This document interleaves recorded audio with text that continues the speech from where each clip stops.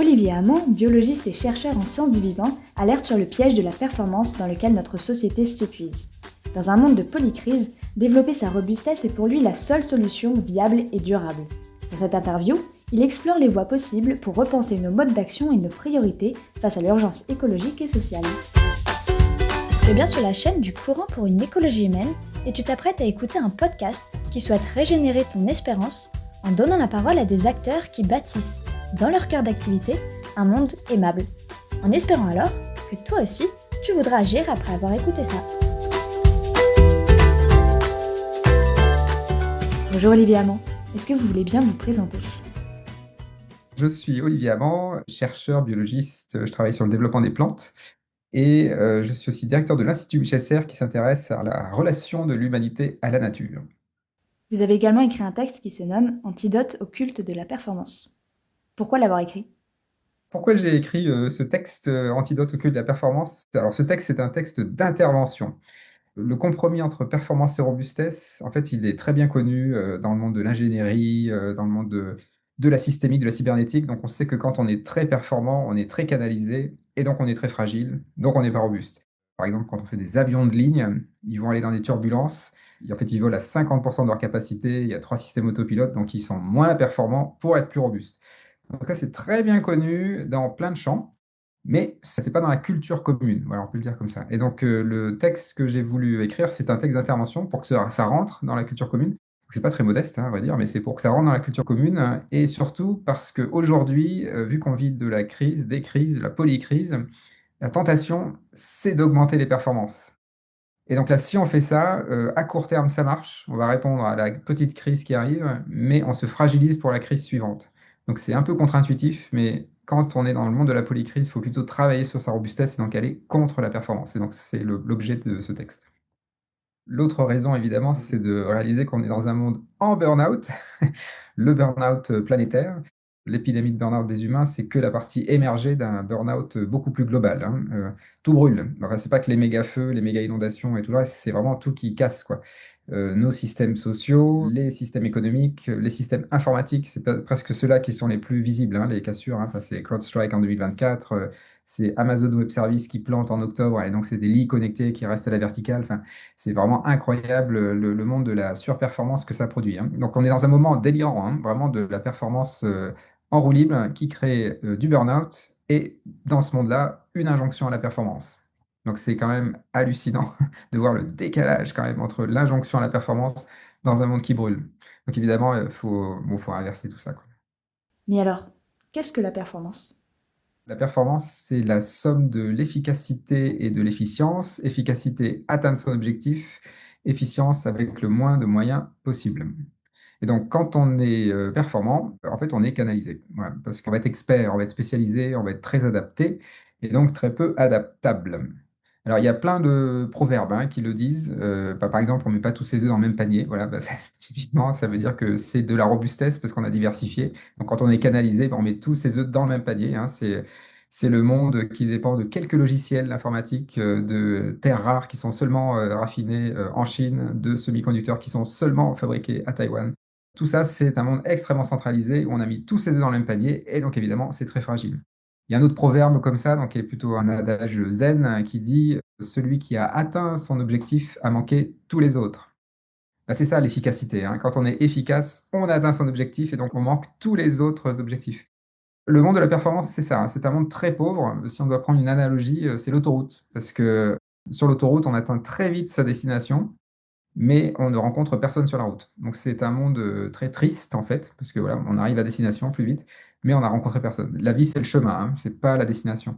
Cette performance nous invite à atteindre la destination plus vite. Alors comme disait Pierre Desproges, hein, il n'y aura pas de survivants. Donc vouloir atteindre la destination plus vite, est-ce que vraiment, philosophiquement, c'est quelque chose qui, qui tient la route, si je puis dire? C'est plutôt voilà, la richesse des interactions qui font la vie, quoi. Et donc, qu'est-ce que la robustesse ? La définition de la robustesse en physique, c'est un système stable et viable malgré les fluctuations. Ça, c'est la définition de la robustesse. Que ce soit un arbre, un avion, un train, une école, hein, c'est le même principe. Est-ce que vous pouvez nous parler un peu plus des systèmes robustes qui existent dans notre monde ? Donc, j'imagine notamment dans le monde du vivant. Les systèmes robustes, donc il y en a dans le vivant, tout ce qui est vivant est robuste, hein, grosso modo, enfin actuellement, hein. Il y a des systèmes vivants qui sont plus ou moins robustes. Donc par exemple, si on prend les exemples des coévolutions, donc certaines orchidées qui sont pollinisées que par un seul type d'insecte, bon, ils sont robustes dans un milieu où les fluctuations sont faibles, hein. Donc c'est des niches écologiques où il y a beaucoup de ressources, c'est tropical par exemple, donc il y a plein de ressources, la température ne fluctue pas trop. Là, on peut se permettre de se spécialiser, de faire de la coévolution. Si jamais le climat change, par exemple, les coévolutions, c'est celles qui vont dégager en premier, hein, parce qu'elles sont quand même un peu canalisées par rapport aux tardigrades, aux requins, qui sont des animaux enfin, ou des êtres vivants très polyvalents. Donc, c'est ceux-là qui restent, hein. Donc, ça, c'est pour le vivant. Et donc, dans le monde vivant, hein, c'est plutôt ça qui domine, les symbioses, la robustesse, la circularité, la coopération. Alors, dans le monde économique, ce qui domine actuellement, c'est plutôt des modèles performants très fragiles. Donc, c'est pour ça qu'on voit des tas de boîtes qui sont en train de dévisser très rapidement, hein. C'est Nike, Boeing, Evergrande, Stellantis, le Crédit Suisse, hein, qui a disparu. Lehman Brothers, ben voilà, tous ces gros, hein, on passe du too big to fail au too big not to fail. Donc ça, c'est le monde performant qui s'écroule. Mais on voit aussi énormément d'organisations qui sont en train de basculer dans la robustesse parce que ils sont soumis à des grosses fluctuations et donc ils développent des solutions robustes. Alors, il y a plein de choses. Donc, on peut penser aux petits paysans qui font de l'agroécologie. En fait, ils remplacent des dépendances externes, donc que sont du pétrole, de l'irrigation, des pesticides, des engrais, par des services écosystémiques fournis par la biodiversité qui pousse sur leur foncier. Quand on met plus de matière organique dans les sols, par exemple, voilà, on va stimuler la microflore, la microfaune, on va stocker de l'eau, ça va produire des nutriments pour les plantes, des symbioses, etc. Ça, c'est de la robustesse. Et puis, ces paysans, ils vont peut-être faire de la transformation. Donc, les paysans boulangers, par exemple. Ça, c'est aussi une forme de robustesse. Si on a un four, on ne fait peut-être pas que du pain, on peut torréfier des graines aussi. Voilà, ça, c'est encore de la diversification, c'est encore de la robustesse. Et peut-être que ces paysans, en fait, c'est aussi des pêcheurs. Parce qu'on voit beaucoup, là, il y a des pêcheurs qui, vu qu'il y a de moins en moins de poissons dans la mer, hein, du coup, ils redeviennent des agriculteurs, hein, parce que c'était ce qu'ils étaient il y a 2 siècles, hein. Donc, en fait, la polyvalence de métier, ça, c'est un indicateur de robustesse très fort. Mais après, c'est dans d'autres secteurs. Ce qu'on voit beaucoup se développer aussi, c'est le tout réparable. Quand on fait du réparable, donc de l'économie de la fonctionnalité, des objets partagés, etc., en fait, on produit moins d'objets, mais par contre, on offre des services de réparation, de l'encadrement, des écoles, des formations. Tout ça, enfin, il y a toujours autant de business, hein, il y a toujours autant d'affaires, mais par contre, c'est au service de la robustesse du territoire, de la souveraineté du territoire, l'autonomie du territoire. Ça, c'est de la robustesse, ça se développe très fort, hein. Il y a des centaines de Repair Café en France, du textile, hein, des pulls garantis à vie, des jeans qui sont en infini, là, enfin. Donc voilà, il y a plein de choses comme ça, les ordinateurs framework, les Fairphone, enfin voilà, tout ça, le réparable, hein, ça se développe très fort et ça va continuer à exploser, ça, hein. On est en train de passer d'une économie de biens à une économie de liens. Voilà. Vous utilisez le mot dérailler du culte de la performance. Est-ce que vous pouvez nous expliquer ce que vous entendez par là? J'utilise le mot dérailler, dérailler du culte de la performance, parce que la première chose à réaliser, c'est que nous sommes sur des rails. C'est que c'est le bon verbe. En fait, si on ne fait rien, c'est ce que disait Denis Meadows, hein, le premier auteur au rapport au Club de Rome, ce sont nos habitudes qui construisent les crises. En fait, là, on a pris l'habitude de faire de la performance et de résoudre tous nos problèmes en augmentant les performances. Donc, c'est y compris la sobriété, hein. On va faire des avions sobres pour moins consommer de kérosène. Bon, on voit le résultat, hein. Ça fait plus d'avions, du low cost, du surtourisme, ça dévaste les écosystèmes. Donc, au départ, c'est une bonne idée, hein, de se dire on va atténuer, et en fait, ça fait de l'ébriété, hein, à la fin. Voilà, ça, c'est très contre-productif. Tant qu'on reste sur le culte de la performance, on ne déraillera pas dans tous les champs, hein, qu'on soit écolo, qu'on soit hyper bien orienté avec des politiques sociales incroyables. Les exemples typiques, c'est les associations, par exemple, qui très souvent sont au service de la robustesse du territoire, font du super boulot, sont très engagées, mais quand elles répondent à un appel à projet compétitif, elles vont être en lutte les unes avec les autres, les unes contre les autres. Ça, c'est le culte de la performance. Et donc là, ça crée du désengagement, ça crée beaucoup de casse sociale. Donc là, en fait, le jeu, si on a compris la robustesse, c'est de ne pas tomber dans le panneau de l'appel à projet compétitif. On transforme l'appel à projet compétitif en appel à commun. Et donc, on fait dérailler l'appel à projet compétitif. Ça veut dire qu'on mutualise. Et donc là, ça apaise tout le monde, parce qu'on sait que toutes les autres associations sont des alliés. Tout le monde répond, mais en fait, on répond tous à la même chose. L'ADEME, par exemple, sur le projet des véhicules intermédiaires, fait un appel à commun où les entreprises qui participent s'engagent à partager toutes leurs innovations. On déraille de la concurrence libre et non faussée.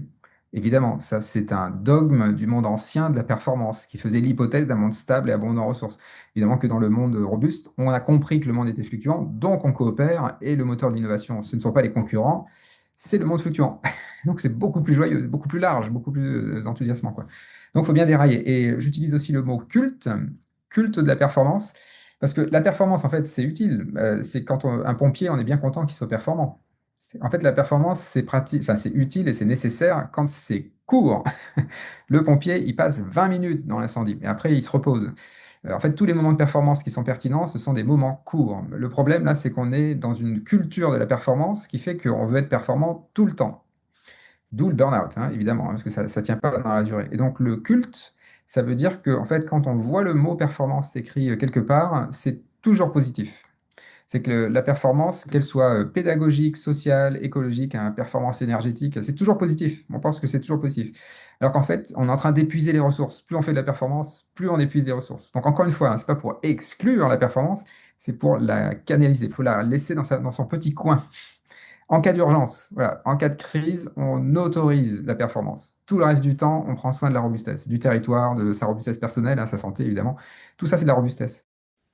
Quels sont les impacts concrets de ce culte de la performance? Le culte de la performance, ça détraque beaucoup de choses. Bon, le dérèglement climatique, évidemment, des pollutions, l'effondrement de la biodiversité, ou plutôt l'extermination de la biodiversité, comme dirait Aurélien Barraud. Il y a des effets aussi plus subtils. Donc, en effet, on voit des animaux qui étaient diurnes et qui deviennent nocturnes. En fait, il faut bien réaliser que le monde vivant essaie de trouver sa place dans un monde qui est, on va dire, vraiment inondé d'humains. Il y a des humains partout, des activités humaines, des traces humaines partout. Et donc le vivant, il essaie de trouver son chemin dans les lieux qu'on n'a pas encore occupés. Et ben, c'est la nuit, hein. Voilà. Donc en fait, il y a beaucoup d'animaux qui étaient diurnes et qui commencent à devenir nocturnes. Donc leurs yeux se changent, leurs iris se changent. On ne se rend pas compte à quel point on est en train de modifier complètement notre environnement. Et évidemment, pour le vivant, le défi, c'est que ça va beaucoup trop vite. C'est pour ça qu'on voit une disparition des espèces, c'est que ça va vraiment trop vite. Et c'est peut-être ça le premier effet finalement du culte de la performance, c'est une éradication du vivant.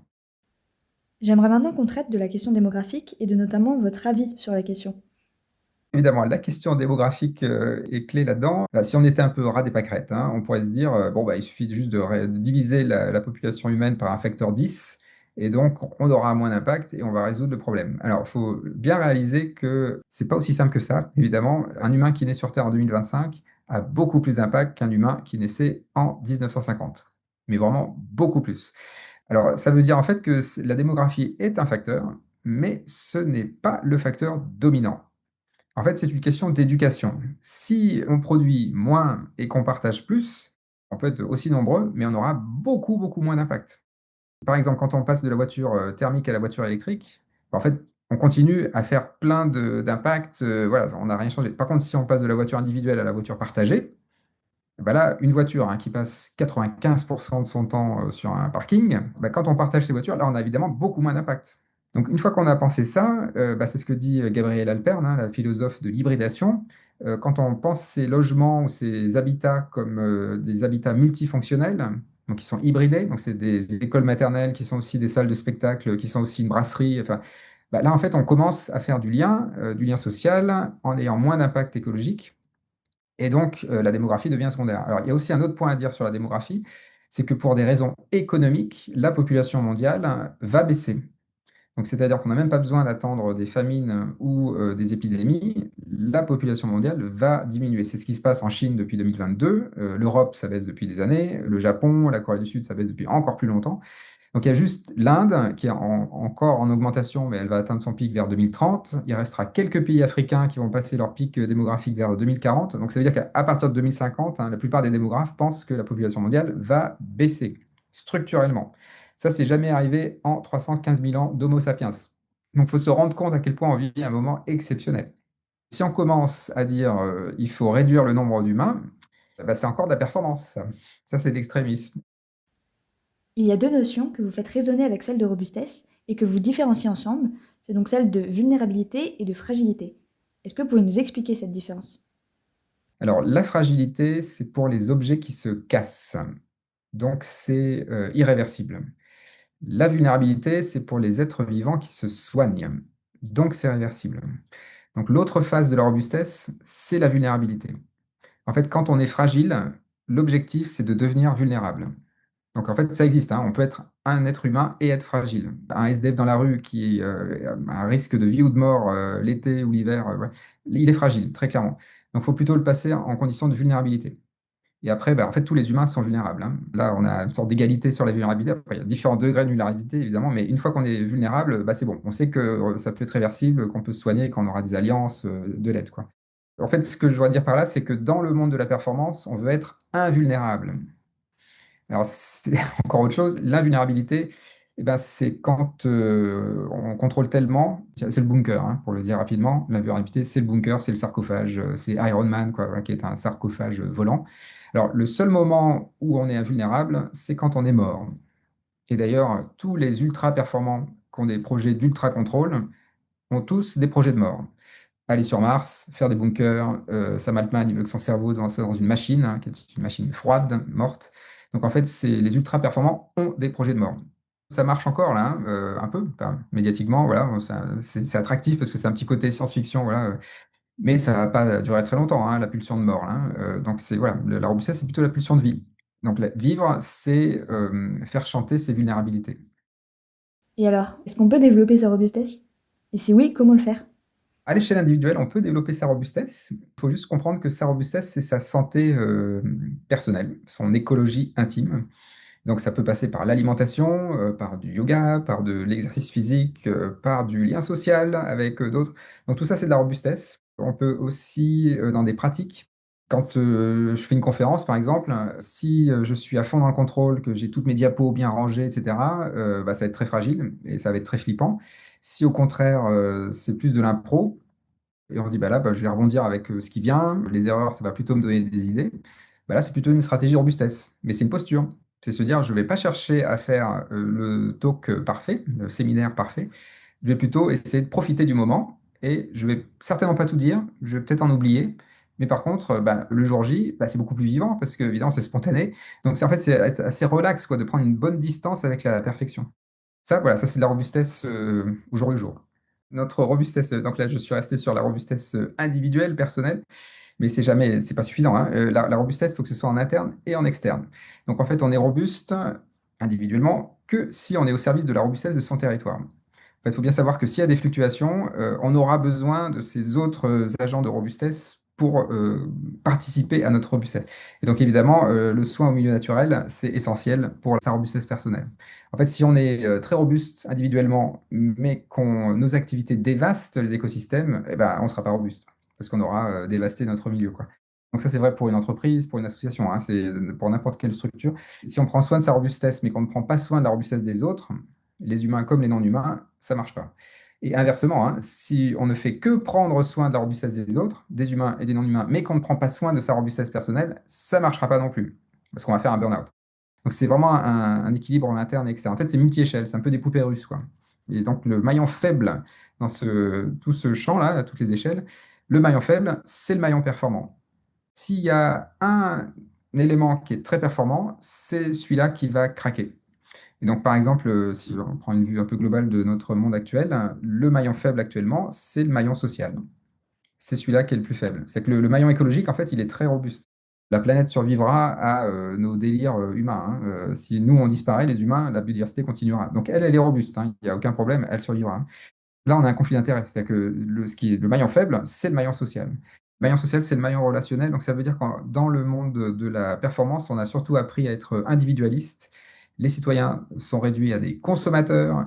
Les décideurs, ce sont des meneurs. Donc, tout ça, c'est des gens tout seuls, hein. Des gens tout seuls dans leur voiture, des gens tout seuls devant leur écran d'ordinateur. Donc, tout ça, c'est du monde très canalisé. Et ben donc, il n'y a pas de maille. En fait, c'est comme si on disait qu'un pull est robuste parce qu'il est fait avec du fil solide. Ben non, juste des fils solides, ça fait pas un pull. Un pull, il est robuste grâce à la pluralité des mailles. La solidité du fil est très secondaire, en fait. C'est le fait qu'il y a beaucoup de croisements, quoi. Ben, le tissu social, c'est ça, c'est des mailles, quoi, c'est du lien. Vous dites que la robustesse, c'est vouloir durer et transmettre. Donc il y a cette idée de temps long. Est-ce que vous pouvez nous expliquer un peu plus cette idée? Le temps long est vraiment essentiel. C'est-à-dire qu'en fait, quand on se pose la question de la robustesse, quelque part, ce qui vient en premier, c'est la question de la pérennité. En fait, la pulsion humaine profonde qu'il y a derrière la robustesse, hein, c'est celle de vouloir durer et transmettre. Donc c'est vraiment une pulsion humaine très profonde. Donc c'est pour ça qu'il y a peu de gens qui disent ne pas vouloir être robuste. Donc ça, voilà, ça, c'est une pulsion humaine profonde. Et donc, cette histoire de durer et transmettre, elle est ancrée dans le temps long. Si on se focalise sur le court terme, ah bah, évidemment, il n'y a pas besoin d'être robuste, hein. On peut faire de la performance, c'est le sprinter. Voilà.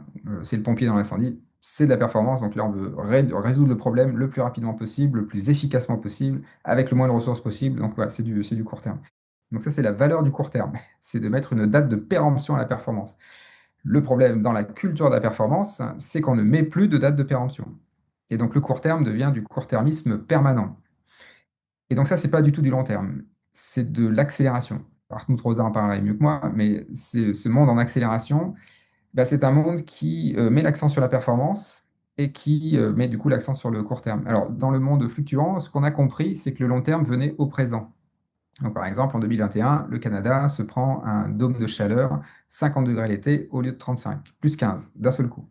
Bah, ça, c'est ce qu'on prévoyait en moyenne en 2100, c'est arrivé d'un seul coup en 2021. Ben, le monde fluctuant, c'est un peu ça. En fait, c'est un peu paradoxal, mais on se préoccupe du long terme, mais en fait, c'est le long terme qui vient au présent.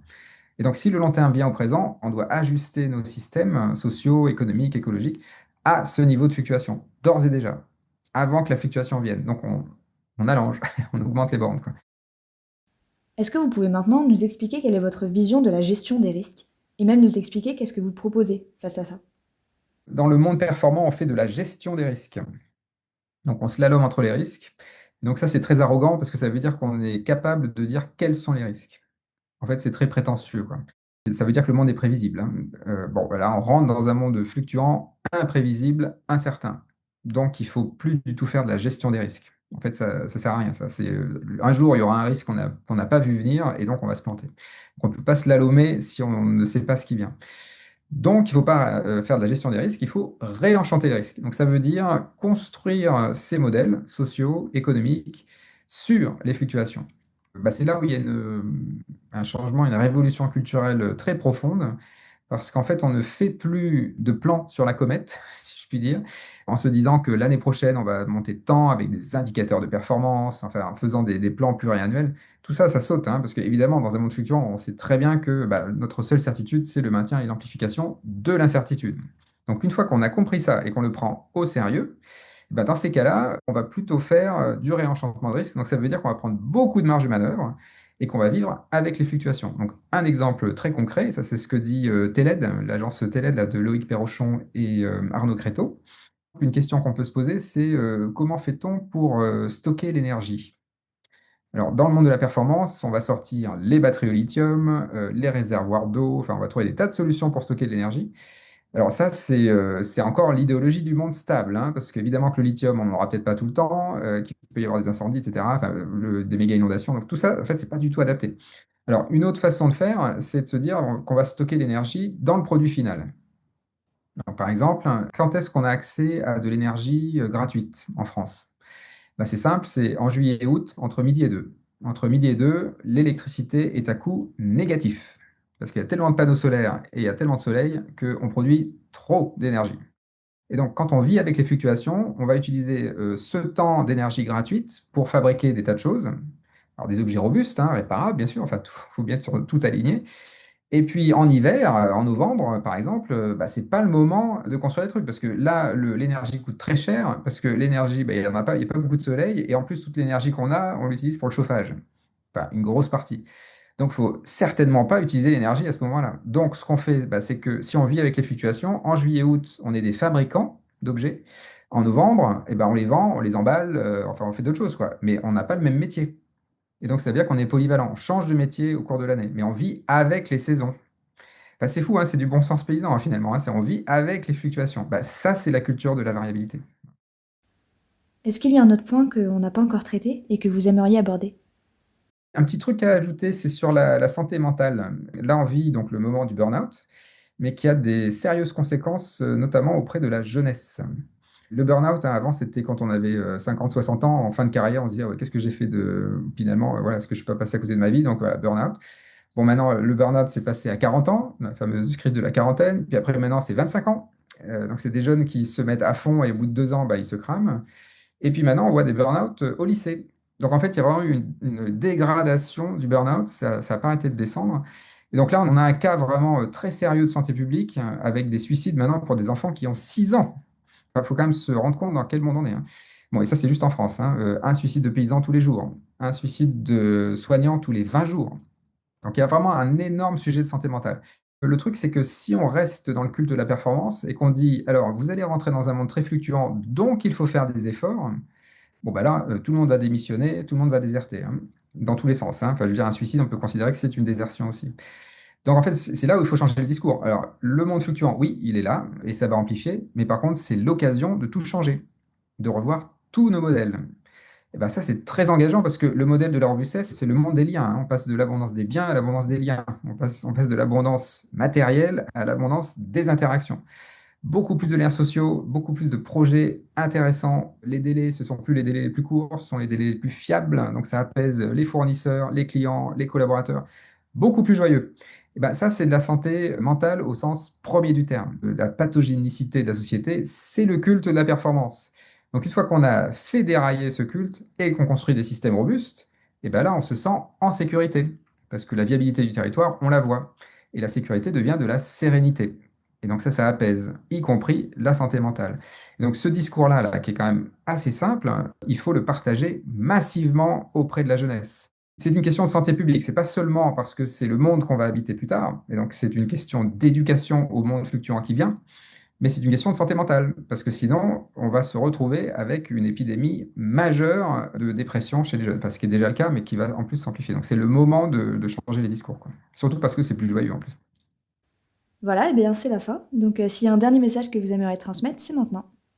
Si vous voulez avancer sur la robustesse dans votre territoire, et justement pour prendre soin de la santé des jeunes, du territoire, de la biodiversité, eh ben, ce n'est pas un expert de la robustesse qui va vous dire quoi faire. Parce que ça, c'est du descendant, clé en main, performant. C'est une béquille. On ne se l'approprie pas, c'est fragile. Donc, une façon beaucoup plus pertinente de faire de la robustesse, c'est plutôt de faire des communautés apprenantes. Donc, des communautés apprenantes, c'est 5 ou 6 personnes qui veulent enrobuster leur projet.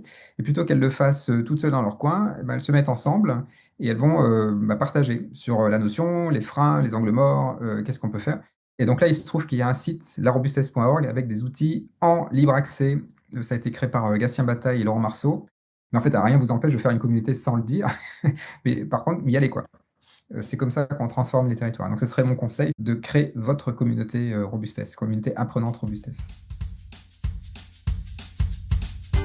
Merci Olivier Amand pour ce témoignage qui nous invite à échanger la performance contre la robustesse pour un monde meilleur, plus adapté et plein de joie.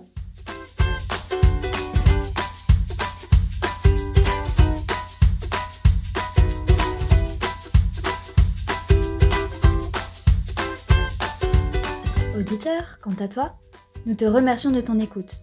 Si tu as apprécié cet épisode, n'hésite pas à le partager autour de toi. Et pour suivre nos actus, ou juste t'abonner à notre newsletter mensuelle, on te donne rendez-vous sur www.ecologihumaine.eu. À très bientôt!